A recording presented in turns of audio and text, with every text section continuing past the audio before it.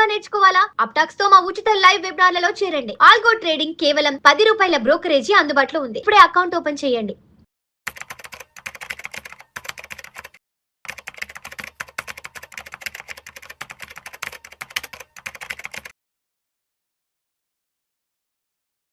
నమస్తే, welcome to Suman TV. నేను విష్ణు. ప్రస్తుతం నాతో పాటు amphi registered mutual fund distributor Madhavi Reddy గారు ఉన్నారు. మేడం గారితో మాట్లాడదాం. నమస్తే మాధవిరెడ్డి గారు. నమస్తే అండి.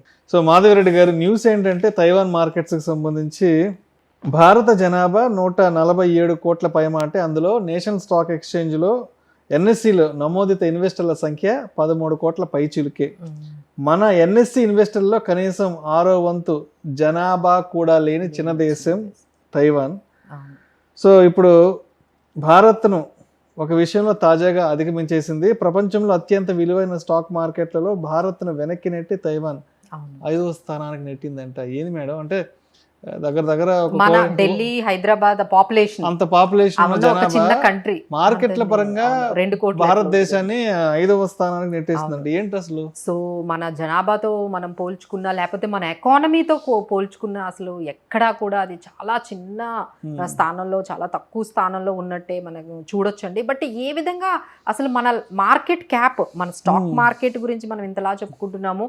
సో మన మార్కెట్ క్యాప్ చూసుకుంటే $4.5 ట్రిలియన్ మన market capitalization of entire stock market అయితే, దాన్ని మించి వాళ్ళది $4.95 ట్రిలియన్ కి వాళ్ళ మార్కెట్ క్యాప్ అనేది ఎప్పుడైతే వెళ్ళిందో అందరూ కూడా ఒక్కసారిగా ఆశ్చర్యపోతూ ఉన్నారండి. దానికి కారణం ఒక్కటే ఒక కంపెనీ, దట్ ఈజ్ TSMC, అంటే Taiwan semi conductors company.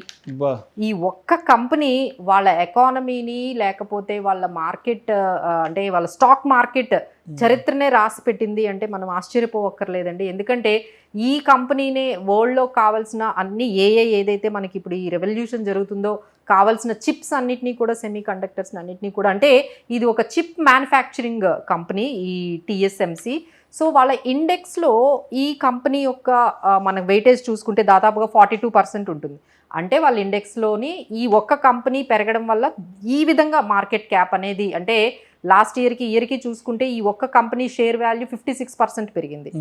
So దీనివల్ల ఏమైందంటే ఇండెక్స్లో దాని వెయిటేజ్ కూడా అంత ఉండడంతో ఒక్కసారిగా మన మార్కెట్ క్యాప్ని, అంటే ఇండియన్ ఓవరాల్ మార్కెట్ క్యాపిటలైజేషన్ కూడా దాటి అక్కడికి వెళ్ళిపోయింది. సో మన వాళ్ళు కూడా చాలామంది ఈ పాటికే చూస్తూ ఉంటారు. ఎందుకంటే అంటే మ్యూచువల్ ఫండ్స్ ద్వారా ఈ తైవాన్ ఇండెక్స్లో పెట్టిన ఇన్వెస్టర్లు కూడా ఉన్నారండి.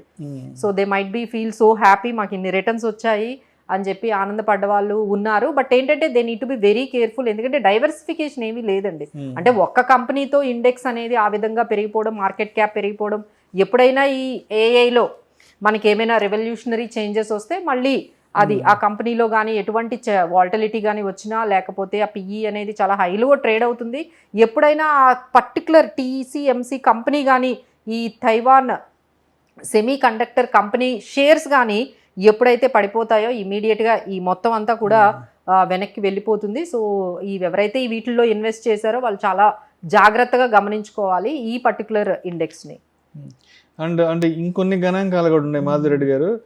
అమెరికా విషయానికి వస్తే 77.95 లక్షల కోట్ల డాలర్ల మార్కెట్ క్యాపిటలైజేషన్తో ప్రపంచంలో అత్యంత విలువైన స్టాక్ మార్కెట్ కొనసాగుతుంది. చైనా విషయానికి వస్తే 17.75 లక్షల కోట్ల డాలర్లు.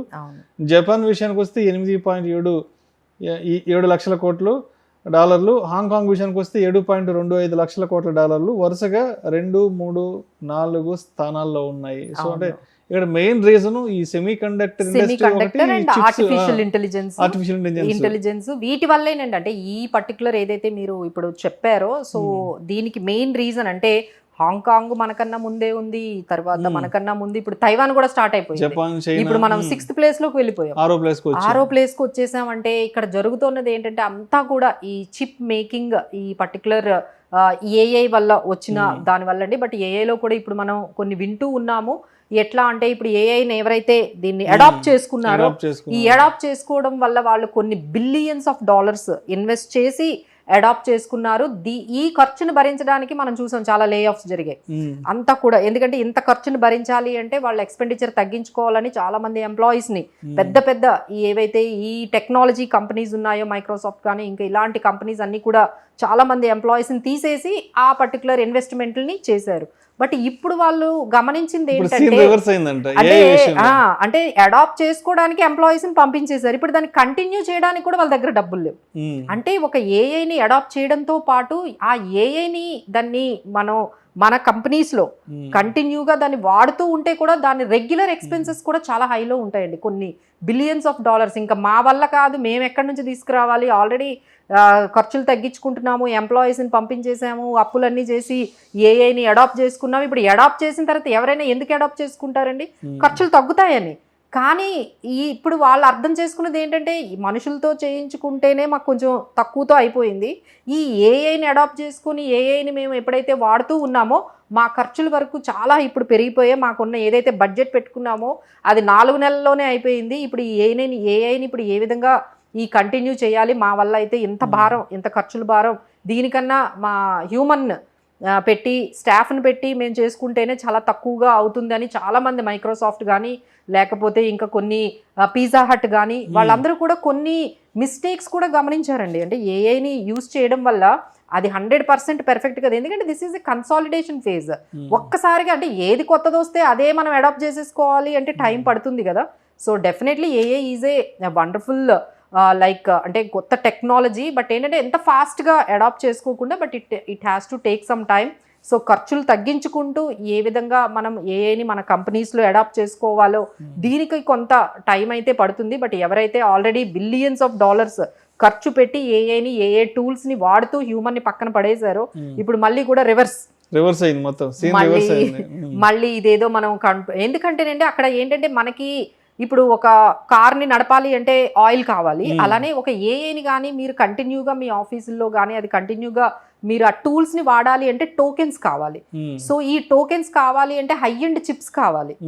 ఈ చిప్స్ని ఎంత వరకు వాళ్ళు అంటే ఒక పర్టికులర్ మీరు ఒక క్వశ్చన్ ఓపెన్ ఏఐలో అడిగితే మీకు ఆన్సర్ ఇస్తుంది. ఈ ఆన్సర్ ఇవ్వడానికి అది ఎన్నో రకాల టోకెన్స్ని యూజ్ చేస్తుంది, అంటే మిలియన్స్ ఆఫ్ టోకెన్స్ని యూజ్ చేస్తుంది. ఎగ్జాక్ట్లీ. సో ఈ మిలియన్స్ ఆఫ్ టోకెన్స్ని వాళ్ళు తెచ్చి కొనుక్కొని అక్కడ దాన్ని కంటిన్యూగా ఆయిల్ ఇచ్చినట్టుగా ఇస్తూ ఉండాలి. సో దీనికన్నా ఒక హ్యూమన్ పెట్టుకుంటే మాకు తక్కువ అయిపోతుంది, దీనికి ఇన్ని టోకెన్స్ ఇన్ని చిప్స్ కొని మేము ఎంత కంటిన్యూస్గా మేమైతే చేయలేకపోతున్నాం. ఐదర్ ఇప్పుడు ఇక్కడ నుంచి ఏఏ ముందుకు వెళ్ళాలి అంటే తక్కువ బడ్జెట్లో ఉండే చిప్స్ రావాలి, తక్కువ మెయింటెనెన్స్తో ఏఏని ఇంప్లిమెంట్ చేసుకునే ఆ అవకాశం వస్తేనే ఇక్కడ నుంచి ఏఐ అనేది ముందుకు వెళ్తుంది.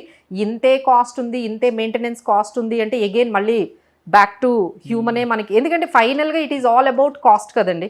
ఏది మనకి కాస్ట్ తక్కువగా ఇస్తుందో, ఏదైతే తక్కువ కాస్ట్తో మన వర్క్ సింపుల్గా అయిపోతుందో దాన్నే మనం అడాప్ట్ చేసుకుంటూ ఉంటాము. సో కాస్ట్ కానీ ఏఐలో ఎక్కువగా కనిపిస్తూ ఉంటే అగైన్ హ్యూమన్తోనే మనం వర్క్స్ చేయించుకునే అవకాశాలు ఉన్నాయి. సో ఈ విధంగా ఏఐ అంతా కూడా కన్సాలిడేషన్ ఫేజ్లో ఉంది. సో ఏదైతే ఈ తైవాన్ న్యూస్ వచ్చిందో this could be a very ఏంటంటే ఇలాంటి అంటే రెవల్యూషనరీలో ఏఏ రెవల్యూషనరీ వల్ల మాత్రమే మన ఇండియన్ మార్కెట్ క్యాప్ని క్రాస్ చేసింది because of only one company, semi conductor company. But ఎవరైతే ఈ తైవాన్ ఇండెక్స్లో చాలా హెవీగా మన ఇండియన్ ఇన్వెస్టర్స్ కూడా చాలామంది మ్యూచువల్ ఫండ్స్ ద్వారా లేకపోతే డైరెక్ట్గా రకరకాలుగా ఈ తైవాన్ కంట్రీలో ఆ మార్కెట్లో కూడా ఇన్వెస్ట్ చేసిన వాళ్ళు ఉన్నారు. వాళ్ళందరూ కూడా చాలా జాగ్రత్తగా ఉన్నారు.